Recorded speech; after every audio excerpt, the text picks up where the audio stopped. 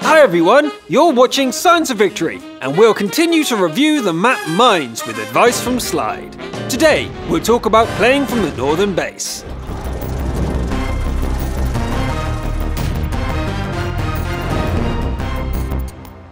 So Mines, top spawn. The standard rollout with our setup looks like this.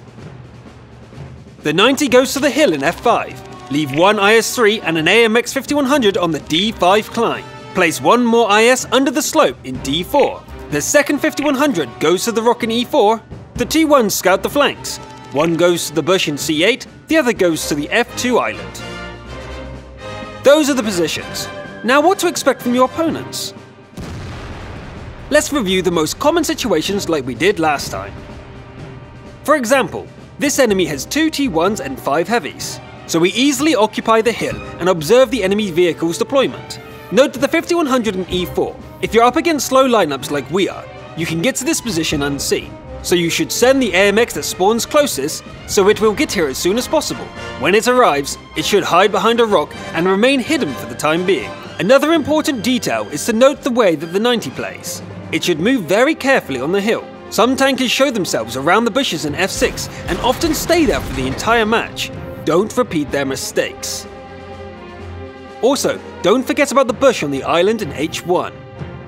One of the enemy tier 1s could be there, so our scout should shoot in that direction from time to time. You'll sometimes connect and get an advantage. In general, act the same way as we discussed when playing from the bottom base. If your opponents rush the center, catch them in crossfire. This is why we put the 90 on the hill and a 5100 in E4. The enemy stands no chance to survive in this situation. If the enemy goes to the hill, the 5100 in E4 can easily unleash his whole drum at them. The 90 uses this time to hide in a safe spot, and the rest of the tier 8s rush to counterattack. The enemy should lose a lot of HP. If we succeed, we only have to keep our concentration and finish them off. What if the enemy team plays defensively, playing it safe, staying under the hill and near their base? In this case, the hill brings no serious advantage and it's going to be a hard fight for victory. Try to move the 90 to the island unspotted. If the enemy tier 1 near the water is still alive, then send yours forward and cover it with your 1390. At the same time, one of the IS-3 should get into position near the central rock.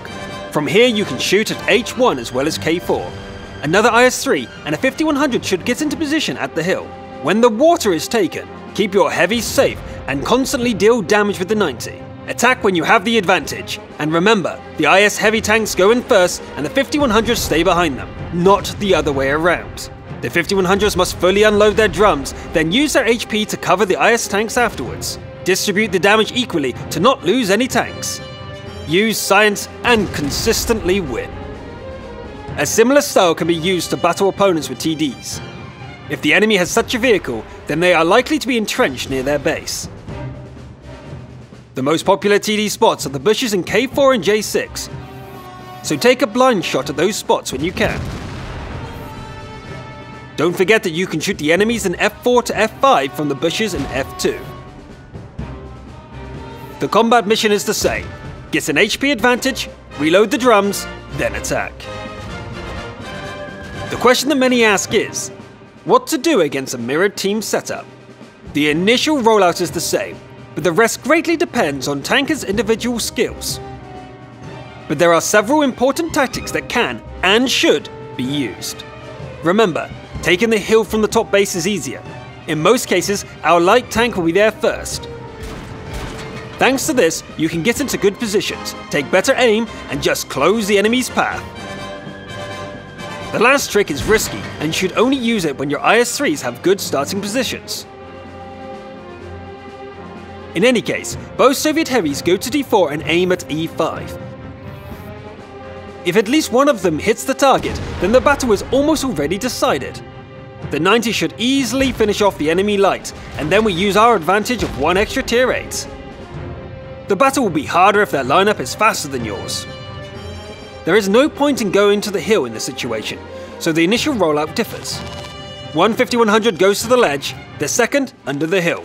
Two IS-3s go under the hill too, but through D4. There is a low chance of them getting the enemy T1s, but it's worth a try anyway.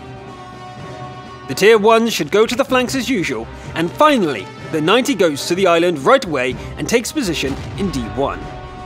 Sometimes he can safely take a few shots at E5 from there. With this, we fully give the initiative to the enemy on purpose and try to take advantage of their mistakes. The IS-3s distract in the centre, the autoloaders provide cover from the ledge, plus the island, and the 90 is always ready to quickly support from D4. Remember, get an HP advantage, prepare the attack, then rush the centre. Remember to post your questions, as next episode, Navi's Power Slide will be answering the most interesting ones. So that's all for today. If you want more content like this, like and subscribe. See you!